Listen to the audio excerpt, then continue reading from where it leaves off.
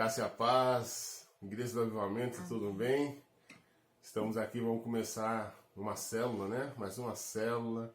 Estamos aqui reunidos para celebrar ao Senhor, agradecer ao Senhor por esse novo tempo que Deus inaugurou no Reino do Espírito.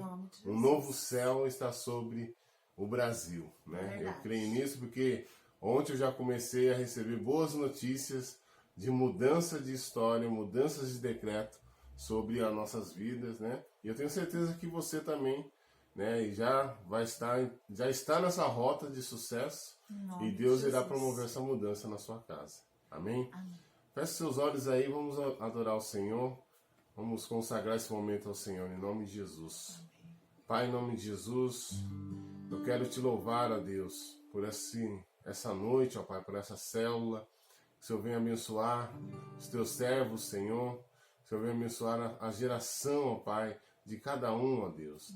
Que nós possamos estar, Senhor, debaixo, Senhor, da tua poderosa mão, debaixo dos teus decretos, vivendo esse novo tempo do Senhor, ó Pai, nos céus do Brasil.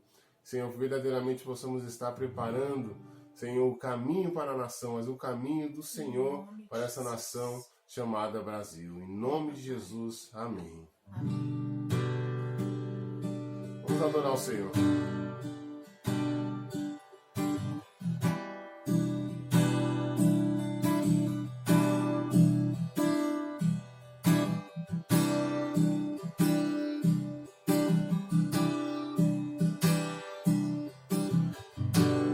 Fala pro Senhor aí que Ele é bem-vindo na sua casa.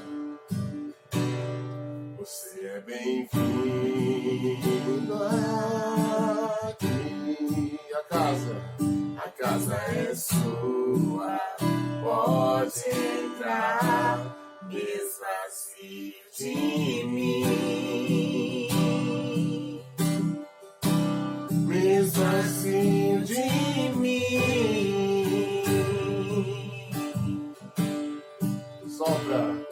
Sopra teu vento aqui, toma teu trono, vem reinar, nós queremos te ouvir, nós queremos te ouvir. Diga essa casa.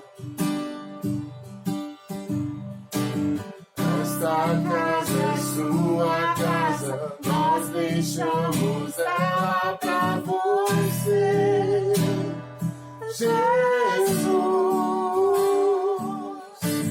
Esta casa é sua casa, nós deixamos ela pra você, Jesus. Esta casa é sua casa, nós deixamos ela pra você, Jesus. Esta casa é sua casa, nós deixamos ela pra você, Jesus.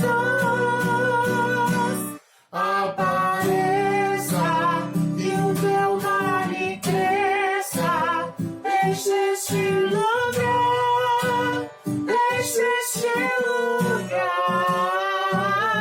Apareça e o teu nome cresça, vem me incendiar, vem me incendiar.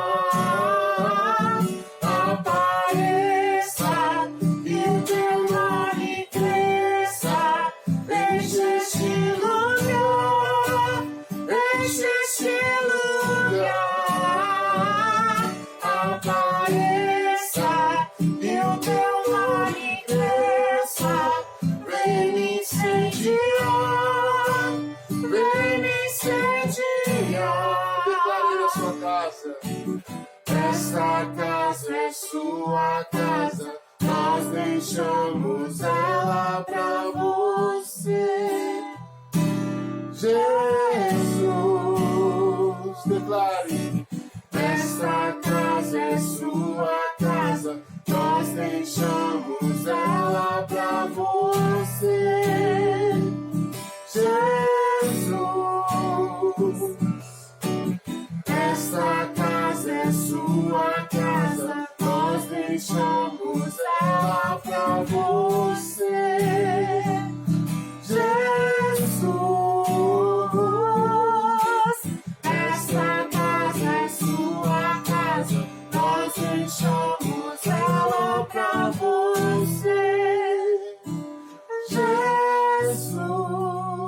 Adoro esse nome. Yeshua.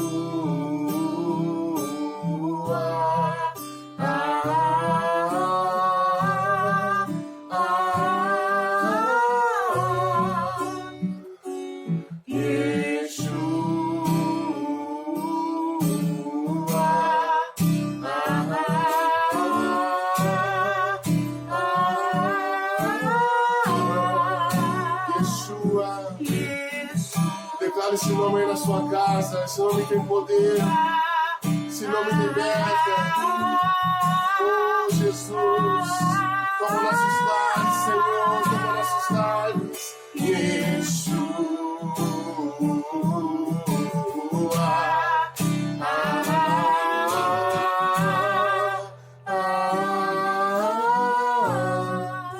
Declarei essa casa. Esta casa é sua casa, nós deixamos ela pra você, Jesus. Esta casa é sua casa, nós deixamos ela pra você, Jesus. Aplauda o Senhor aí, meu Deus, te adoramos, Jesus. Ô, glória! Aleluia, que o Senhor Jesus abençoe a tua casa, que o Espírito Santo de Deus tome aí a sua família, em nome de Jesus. Amém. Graça e paz, Igreja do Avivamento. Estamos aqui reunidos nessa noite, né, para compartilharmos uma palavra. Hoje que é nosso dia de célula.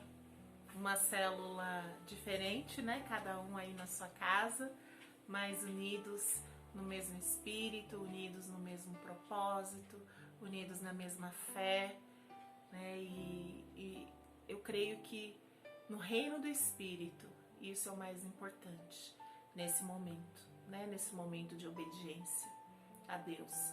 Você aí na sua casa, com certeza está com a sua família, e onde estiverem 2 ou 3 reunidos em meu nome, ali eu estarei, né? Então, antes de nós compartilharmos essa palavra, eu quero pedir a você que feche os seus olhos e curve a sua cabeça para nós orarmos, amém? Senhor, em nome de Jesus, papai, nós queremos, Senhor, nos colocar diante de Ti nesta noite, Senhor. Nós queremos, Senhor, pedir ao Teu Santo Espírito que venha nos sondar, nos ministrar. Em nome de Jesus, toma, Senhor, nas Tuas mãos as nossas vidas e venha falar conosco poderosamente, Senhor, em nome de Jesus, através dessa palavra. Ministra, Espírito Santo, os nossos corações, que não seja eu, Senhor, mas que seja o Teu Santo Espírito falando, Senhor, diretamente, papai, naquilo que nós precisamos ouvir nessa semana, Senhor, que nos é tão importante enquanto cristãos, papai. Em nome de Jesus, Senhor, toma nossas vidas nas Tuas mãos e que diminua eu para que o Senhor cresça, em nome de Jesus. Amém e amém. Amém? Então eu quero compartilhar com você uma palavra que está lá no livro de Êxodo, é o segundo livro da Bíblia, né? Êxodo capítulo 12 profético, né? Enquanto você encontra aí esse livro, né, Êxodo capítulo 12, eu quero falar, antes de ler o texto, eu quero falar um pouquinho a respeito dele, né? Essa semana para nós cristãos, ela é uma semana muito importante. Por quê? Porque é a semana, né, onde nós celebramos o maior acontecimento da história. Ele é tão importante que ele até marca o início da contagem do nosso calendário como nós conhecemos, né? O que? A morte e ressurreição de Jesus. Na verdade, mais a ressurreição, é que para ter a ressurreição precisa ter a morte. Então, por isso nós falamos morte e ressurreição. Mas Jesus, aquele que nos amou de tal maneira que foi lá e se entregou. Porque, gente, nós não teríamos como pagar isso. Você teria como pagar pelo sacrifício que Jesus fez por você? Se fosse um valor, você teria como pagar? De jeito nenhum. Não há dinheiro no mundo que pague.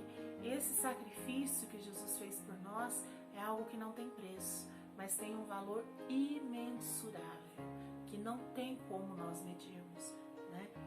Então, e Jesus, por meio desse sacrifício, ele nos concedeu o privilégio de todos aqueles que o recebem, que o confessam como Senhor e Salvador de suas vidas, têm o direito de serem chamados de filhos de Deus. Olha que bênção, olha que coisa fantástica, né? Que esse privilégio que Jesus nos concedeu, isso é maravilhoso. Só que antes de Jesus, né, Deus, ele sempre teve um plano com a humanidade, desde o Éden. O homem foi criado para ter comunhão com Deus, né? E Deus, desde que essa comunhão se perdeu lá no Éden, Deus sempre vem tentando uma estratégia diferente, uma abordagem diferente, mas para restabelecer essa comunhão perdida, até que ele enviou Jesus. Mas antes de Jesus, uma das estratégias que Deus utilizou foi escolher um povo para ser chamado de seu povo e assim ser exemplo para todas as demais nações da terra. E Deus resolveu fazer essa escolha desse povo, começando com um homem chamado Abraão. Deus olhou para Abraão e fez uma proposta para Abraão. E Abraão aceitou essa proposta, esse desafio do Senhor. E mesmo Abraão e sua esposa não tendo filhos, né? Deus prometeu que dele sairia uma grande nação. E assim Deus fez, né? Deus cumpriu essa promessa, porque Abraão gerou Isaac. Isaac teve filhos gêmeos com sua esposa, e um desses filhos se chamou Jacó, que depois teve o nome mudado para Israel. E Israel é o pai de 12 filhos homens, né? Teve uma filha mulher, mas 12 filhos homens. E desses 12 filhos se originaram as 12 tribos de Israel. Mas você deve lembrar também que um desses filhos de Israel, né, o nome dele é José. E José, ele passou por uma experiência não muito agradável, né, para alcançar o propósito que o Senhor tinha na vida dele. Ele passou por um processo difícil, mas ele saiu aprovado disso tudo, porque José foi vendido pelos seus próprios irmãos como escravo e foi parar lá no Egito. Ele que era o filho predileto do seu pai, aquele criado com todo amor, ele foi parar lá no Egito como escravo.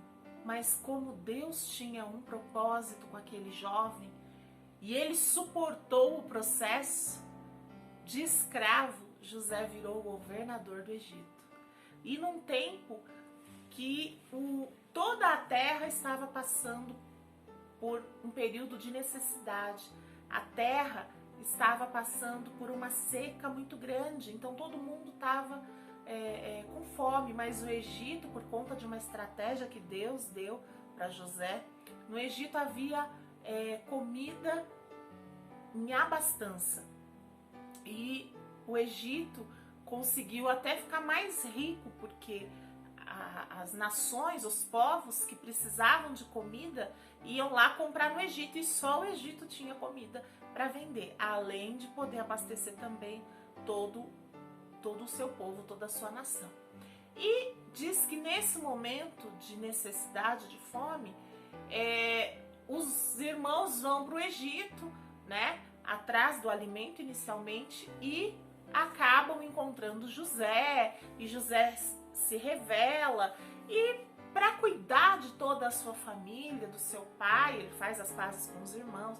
É uma história linda. Depois você vai lá em Gênesis 37, que você vai, a partir do 37, que você vai encontrar essa história de José. E aí José convida, né, os seus parentes, seu pai, seus irmãos e suas famílias, porque já era uma família, todos os irmãos já tinham esposa, já tinham seus próprios filhos, e vai toda aquela família de José para o Egito. E diz que Faraó tinha José em alta conta. Então, entregou para o povo de Deus, né, a melhor porção de terra do Egito, para que lá eles pudessem se estabelecer. E lá eles se estabeleceram e ficaram. E a seca passou. E a fome passou. Mas acontece que o conforto estava bom, né? O Egito estava bom, estava gostoso ficar no Egito. E o povo esqueceu de ir embora.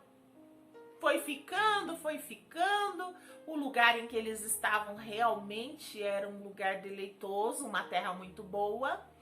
E eles se acomodaram e ficaram. Mas acontece que aquele faraó a quem José serviu morreu. E aí veio um outro faraó. E, de repente, quando se deu por conta, tinha lá um povo comendo e bebendo de graça, sendo sustentado pelo Egito. E o que esse faraó fez? Ele falou, o quê?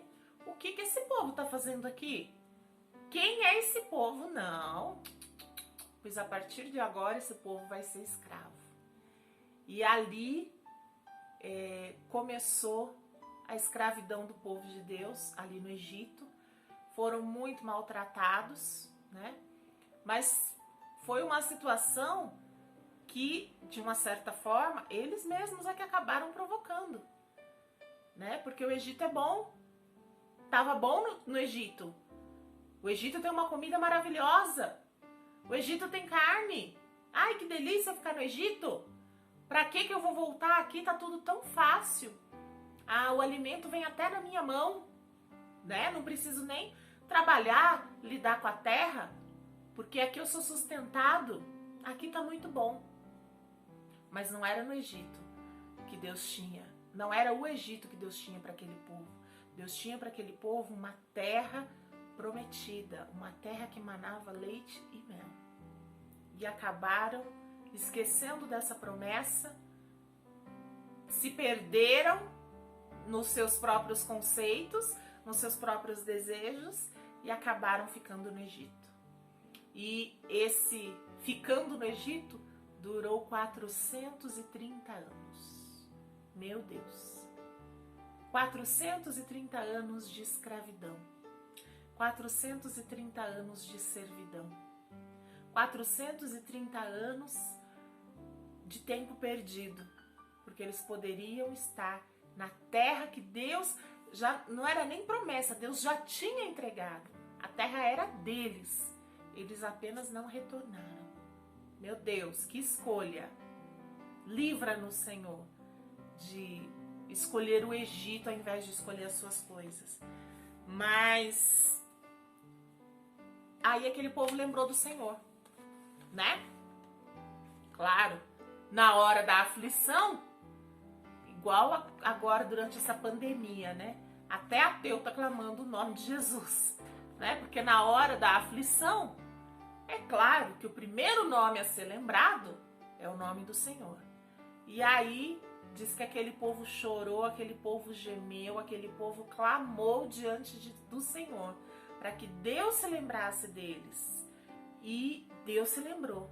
E por conta disso, levantou um libertador, aquele que tiraria o povo, que seria o responsável por conduzir o povo, tirando-o do Egito e levando-o de volta para a terra prometida. E esse libertador foi Moisés, né? Mas como que Deus faria isso? Porque Moisés foi lá falar com Faraó e Faraó falou, de jeito nenhum, esse povo daqui não sai. Não vou deixar esse povo sair. E Deus falou para Moisés que visitaria o Egito com as suas maravilhas. Bom, eu não sei onde que Deus viu a maravilha, porque essa maravilha é mais conhecida como as pragas do Egito. Mas Deus as chamou, não de pragas, mas de maravilhas. E diz que cada uma dessas maravilhas, segundo Deus, né, ela tem a ver com um dos deuses que os egípcios serviam. Os egípcios eram um povo muito idólatra, então eles serviam a vários deuses. Então, por exemplo, o rio Nilo era um deus para eles. E tinha lá o nome, não vou lembrar o nome de cada um desses deuses, né? Mas está diretamente relacionado. A rã era uma deusa para os egípcios. O touro era um deus para os egípcios. O sol era um deus para os egípcios. E cada uma das 10 pragas está relacionada a um dos deuses que os egípcios serviam naquela época. Então, o que Deus estava dizendo? Eu vou mostrar para esse faraó, eu vou mostrar para os egípcios que só existe um Deus. E esse Deus sou eu. Eu sou esse Deus todo-poderoso. Eu sou o que era, o que é e o que há de vir. Eu sou. E visitou o Egito com as suas maravilhas. Então, até o próprio faraó se achava Deus. Então, quando Deus vai e lança a última praga, né? A última maravilha, no caso que seria a morte dos primogênitos, foi onde Deus mexeu por último, que era na divindade, né? Que ele acreditava que era o próprio Deus, Faraó, porque foi lá e tirou dele aquilo que ele mais amava, que era o filho primogênito, aquele que seria o seu sucessor, aquele que estaria destinado a ser o sucessor do Deus vivo. Né? Então, cada uma dessas pragas está relacionada com um dos deuses que os egípcios serviam. Só que antes de visitar o Egito com a última praga, Deus deu para eles algumas instruções para o povo, né? Que é onde nós vamos ler, lá em Êxodo capítulo 12. Leia lá a partir do verso 1. O Senhor Deus falou com Moisés e Arão no Egito. Ele disse: Este mês será para vocês o primeiro mês do ano. Diga a todo o povo israelita o seguinte: no dia 10 deste mês, cada pai de família escolherá um carneirinho ou um cabrito para a sua família, isto é, um animal para cada casa. Se a família for pequena demais para comer o animal inteiro, então o dono da casa e o seu vizinho mais próximo o comerão juntos, repartindo-o de acordo com o número de pessoas e a quantidade que cada um puder comer. O animal deverá ser um carneirinho ou um cabrito sem defeito, de 1 ano. Vocês o guardarão até o dia 14 deste mês. E na tarde deste dia, todo o povo israelita matará os animais. Pegarão um pouco do sangue e o passarão nos batentes dos lados e de cima das portas das casas, onde os animais vão ser comidos. Nessa noite, a carne deverá ser assada na brasa e comida com pães sem fermento e com ervas amargas. A carne não deverá ser comida crua e nem cozida. O animal inteiro, incluindo a cabeça, as pernas e os miúdos, será assado na brasa. Não deixem nada para o dia seguinte e queimem tudo o que sobrar.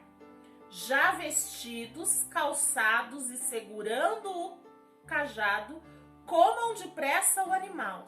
Esta é a Páscoa de Deus, o Senhor. Amém? Só até esse versículo já está bem. E o que quer dizer Egito? Né? Egito, o significado da palavra é escuridão, trevas, negrume. E você sabe que mesmo depois da gente ter conhecido Jesus, mesmo depois de nós termos aceitado e Jesus como Senhor e Salvador da nossa vida, às vezes nós ainda temos coisas escuras no nosso interior. Nós ainda guardamos um pedaço do Egito dentro de nós. dentro da nossa alma, dentro do nosso coração. E com esse texto eu aprendo 3 ordenanças, né, que Deus passou para que nós pudéssemos ser libertos dessa escravidão do Egito. Porque o Egito nos escraviza, sabe? O Egito nos afasta de Deus. E como eu falei no começo, foi até muito bom, o povo gostou muito de estar no Egito. Porque eles eram bem tratados, eles eram bem alimentados, eles tinham uma vida boa, né? O negócio foi a consequência que veio depois. Porque a fatura chega. E quando a fatura chegou, meu Deus, eles ficaram assustados com o preço que teriam que pagar, ou melhor, com o preço que pagaram por terem escolhido permanecer no Egito, ao invés de viver e desfrutar da terra que não era prometida. Eles já tinham a posse da terra. Não era um sonho distante, eles já estavam lá, mas negociaram esse sonho, essa promessa, essa realização por conta das delícias que o Egito oferecia. E às vezes a gente, mesmo estando em Jesus, sente saudade de algumas coisas que ficaram no Egito. A cebola, a panela de carne, algumas coisas que ficaram por lá.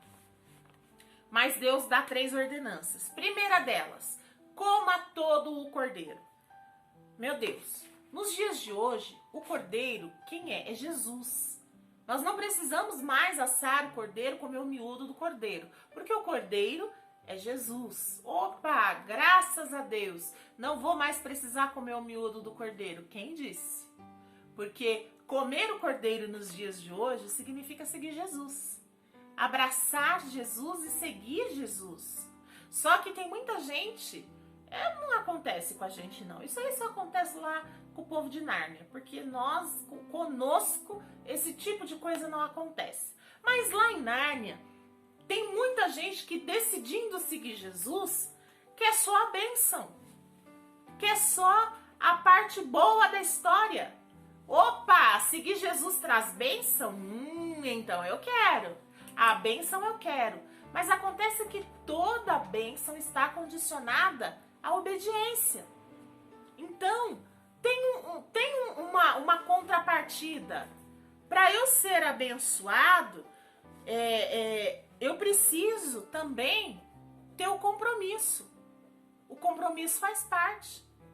Se eu quero a bênção, eu preciso ter o compromisso. Eu preciso... a bateria do meu celular tá acabando, meu marido tá me avisando aqui. Eu preciso trabalhar na obra. Se eu quero a bênção. Eu preciso fazer as coisas, não do meu jeito, mas do jeito que Deus manda. A bênção é o filé mignon da história. Mas tem todo um cordeiro que precisa ser comido. E às vezes a gente não quer essa parte. Às vezes a gente quer só a bênção, mas não quer saber do abençoador, né? Então, é a primeira coisa, coma todo o cordeiro. Não é do seu jeito, é do jeito de Deus. A segunda coisa, Deus mandou comer com ervas amargas e com pães sem fermento. Eu já tive a oportunidade de comer pão sem fermento. Aliás, eu acho que eu até já levei na ceia uma vez para compartilhar com vocês o pão sem fermento. Não tem gosto de nada. Não tem gosto de nada, um negócio esquisito. E erva amarga, pensa aí num boldo gostoso. É bom, né? Você pegar uma folha de boldo e mastigar ela assim. Nham, nham, nham, que delícia. Delícia nada. Ô, negócio ruim, Jesus. Aquilo não vai nem sendo um remédio. Imagina comer com carne aquilo. Sangue de Cristo tem poder. Mas Deus disse que era para nós comermos com ervas amargas e com pão sem fermento. E o que é isso? É renunciar aos desejos da nossa carne, trazendo para os dias de hoje, né? É você deixar aquilo que a sua carne gosta de fazer Porque vamos e venhamos, satisfazer o desejo da carne é gostoso. Não é um pão sem fermento e nem uma erva amarga no começo. O problema é a fatura que chega depois, né? Mas nós precisamos fazer isso. Servir Jesus exige renúncia. Servir Jesus exige buscar as coisas espirituais. Precisa orar, precisa ler a palavra, precisa jejuar. Tem que pagar o preço. Quer compromisso? Paga o preço. Ou melhor, compromisso não. Você quer contato, né? Quer intimidade com Deus? Você precisa pagar o preço. Talvez o celular dê uma mexidinha, que meu marido está conectando aqui o cabo. Fique à vontade, tá bom? Não se espante. Mas nós precisamos fazer a nossa parte. Amém? Ora, jejua. É claro que para a gente fazer isso, a gente precisa, com certeza, em primeiro lugar, matar a nossa carne.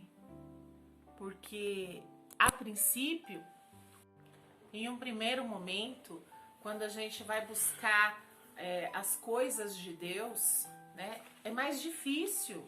Meu Deus, ai, não tenho disposição. Eu já ouvi muitos comentários.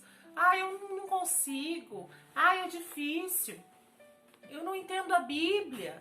Eu não sei orar. Querido, tudo é questão de prática. Tudo é questão de exercício.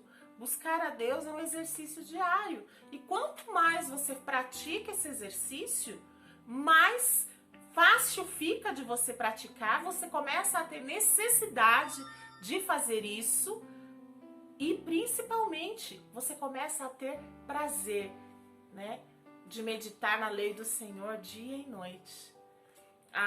O Salmo 119, né, não vou ler o Salmo 119 inteiro, pode ficar sossegado, mas o Salmo 119 é o Salmo da palavra, ele fala da palavra de Deus. E no Salmo 119 tem um versículo lá, que eu não vou lembrar qual é agora, é 100 alguma coisa, mas ele fala, o salmista diz que a palavra do Senhor é doce como mel. E você sabe que o mel é a única substância que existe, substância orgânica. É a única substância orgânica que não estraga. A água é inorgânica. O resto, todo o resto que existe, exceção da água, é orgânico. É a água e o sal, não é orgânico. O resto que a gente ingere, que está aí à nossa disposição para ser consumido, é tudo orgânico. Mas de todas essas coisas orgânicas que existem, o mel é a única delas que não estraga nunca. Ele não perde validade. Se você comprar mel, você pode ver, validade indeterminada. E se tiver prazo de validade é porque não é mel de verdade. Porque o mel de verdade, ele nunca estraga. E assim precisa ser a palavra de Deus na nossa vida. Ela não pode se perder, ela não pode estragar. E ela tem que conservar as suas propriedades. Ela tem que ser doce para a nossa vida, para a nossa alma, suprindo a nossa necessidade de alimento diário. Só que para que isso aconteça, a gente precisa fazer a nossa parte, que é buscar. Então, quer ser liberto da escuridão? Quer ser liberto do Egito, da alma? Coma as ervas amargas com o pão sem fermento. Que depois você vai ver que manjar celestial que é você se dedicar às coisas de Deus. E o terceiro, esteja devidamente equipado, né? Primeira coisa, sandália no pé. A sandália no pé, ela faz referência à aliança, né? Você é uma pessoa de aliança? Você está aliançado com Deus? Você tem compromisso com a casa de Deus? Você tem compromisso com as coisas de Deus? Você é essa pessoa de aliança? Porque se você não é uma pessoa de aliança com Deus, você só pode ser uma pessoa de aliança com o inimigo. Porque não tem um meio termo. Ou nós temos aliança com Deus, ou nós temos aliança com o adversário. Não tem meio termo. Segunda coisa, lombo cingido. O que é a região, o que é o lombo? O lombo fala da região lombar, né? E na região lombar, ali, nós temos ali guardadas aquelas partes que nos são vitais, né? Os órgãos vitais estão todos ali. Então,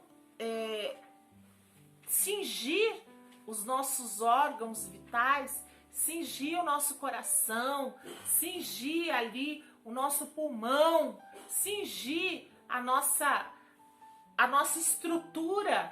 Nós estamos falando de santidade, né? Nós precisamos estar revestidos de santidade, porque sem santidade ninguém verá a Deus. O que é ser santo? É ser separado para Deus, é buscar primeiramente as coisas de Deus, é querer agradar a Deus sobre todas as coisas. Isso é ser santo. Então, nós precisamos buscar a santidade. Santidade é algo que nós conquistamos diariamente. E sem santidade, ninguém verá a Deus. E o terceiro é o cajado nas mãos. O que é o cajado nas mãos? O cajado nas mãos, ele faz referência à promessa. Nós não podemos esquecer da promessa. O Senhor nos fez uma promessa. Você tem uma promessa de Deus aí para se cumprir. Não largue dessa promessa, não abra mão dessa promessa, não negocie essa promessa. Porque por ter negociado a promessa, que já não era promessa, eles já tinham posse daquilo, que era a terra prometida. O povo de Deus pagou um preço de escravidão de 430 anos. Que o Senhor nos livre de pagar um preço semelhante a esse, né? Mas às vezes, por nossas próprias escolhas, a gente acaba se aprisionando na área financeira, na área emocional, na área familiar, na área do relacionamento, por conta de nossas escolhas. Então não negocie a sua promessa, não queira pegar atalhos. Tenha nas mãos a promessa que o Senhor te fez, porque fiel é aquele que te prometeu e Ele vai cumprir. Deus não é homem para que minta, nem filho do homem para que se arrependa. Deus tem, para concluir, Deus tem para nós uma terra prometida. Uma terra prometida espiritualmente falando. Deus quer nos levar para Canaã. Deus quer nos fazer experimentar a terra que mana leite, que mana mel.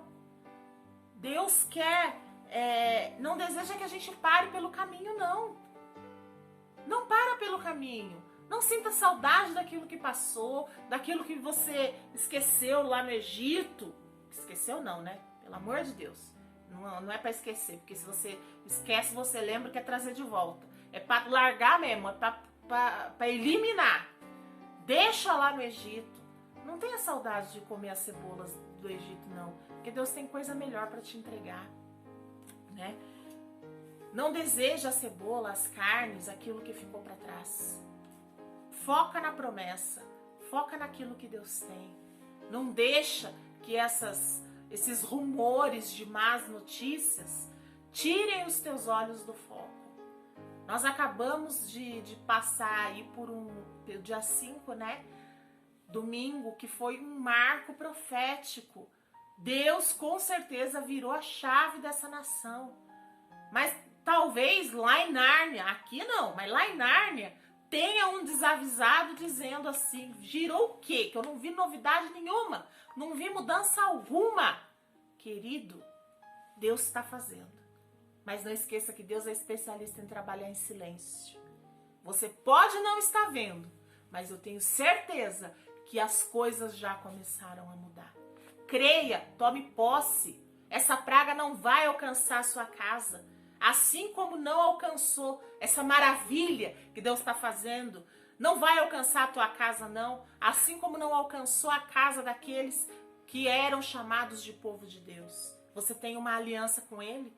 Você é essa pessoa que pode ser chamada de povo dele? Porque se você é, o sangue do Cordeiro tá nos umbrais das portas da tua casa. Tá cobrindo os batentes, tá cobrindo as laterais. E essa praga não vai te alcançar em nome de Jesus. Então, toma posse, fica firme, mantenha a tua posição. Em nome de Jesus, sai do Egito e vai rumo à terra prometida, porque é lá que Deus te quer. Em nome de Jesus. Amém? Amém, queridos? Você recebeu essa palavra aí, né? E que você possa meditar nela, com certeza é um novo tempo. Nós estamos aí, essa semana, vamos celebrar a Páscoa, né? No final de semana. E que nós estejamos preparados para viver um novo tempo. Abandonar o passado, abandonar tudo quanto é medo, tudo aquilo que tem paralisado você, deixa para trás, né? Mas esteja pronto para as novidades de Deus na sua vida. Amém? Feche seus olhos, vamos agradecer ao Senhor por essa palavra. Pai, em nome de Jesus, eu quero te dar graças, Senhor, por mais essa noite, por mais essa palavra, essa ministração. Que o Senhor acrescente, ó Deus, na vida dos teus servos, a tua unção, o teu poder, ó Pai, afastando, Senhor, todo medo, Senhor, afastando, Senhor, toda paralisia, Senhor, que impede eles de saírem para um novo tempo no Senhor. Que eles, Senhor, possam viver, ó Deus, esse novo decreto que o Senhor declarou sobre a nação brasileira, sobre cada família, Senhor, sobre a tua igreja, Pai, em nome de Jesus, Senhor. Te damos graça e cremos, ó Pai, que estamos vivendo um novo tempo no Senhor, que a Páscoa do Senhor vem sobre nós, ó Pai. Nós vamos passar, ó Deus, para um novo tempo e será sobrenatural, ó Pai. Em nome de Jesus, te agradecemos, Senhor. Amém. Amém, queridos? Eu queria aproveitar, dar um recado para vocês. Nesse próximo domingo, nós vamos estar fazendo um ato profético a nível de ministério, com todo o Ministério Frutificar, né? No horário do culto da sede, de manhã nós teremos o culto também. Vamos mandar para vocês aí a nossa ministração do culto de domingo. Mas à noite, no horário do culto da sede online, né, pelo Facebook, os apóstolos estarão fazendo um ato profético, onde nós vamos juntos, né, você aí com a sua família, cada um na sua casa, nós vamos celebrar a Santa Ceia do Senhor nesse domingo de Páscoa, né? Mas nós temos também um recado para você, né? Nós vamos fazer uma surpresa. Nós vamos até vocês, nós vamos deixar os elementos da ceia.